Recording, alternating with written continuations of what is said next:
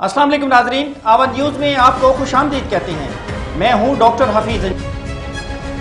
हाज़ाबाद से हमारे bureau chief माहर फारूक एहसान की रिपोर्ट के मुताबिक ज़िले इंतजामिया के ज़ेर एहतमाम 27 अक्टूबर यौम सियाह कश्मीर के हवाले से रैली निकाली गई, जिसकी क़ियादत डिप्टी कमिश्नर राना सलीम अहमद खान ने की। रैली DC ऑफिस से निकाली गई और जिना चौक पर इख्तिताम पजीर हुई। रैली का मकसद कश्मीरियों से इज़हार यकजहती करना है। 27 अक्टूबर यौम सियाह कश्मीर के हवाले से इंतजामिया की जानिब से DC ऑफिस से जना चौक तक रैली निकाली गई। रैली की क़ियादत डिप्टी कमिश्नर राना सलीम अहमद खान ने की। रैली का मकसद भारत की जानिब से कश्मीरियों पर ढाए जाने वाले मजालिम की मजम्मत करना और कश्मीरियों से इज़हार यकजहती करना है। रैली में असिस्टेंट कमिश्नर रेस्क्यू 1112 और शहरियों की बड़ी तादाद ने शिरकत की।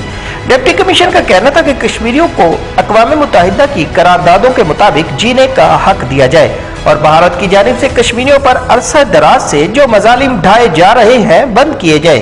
कश्मीर पाकिस्तान की शारग है।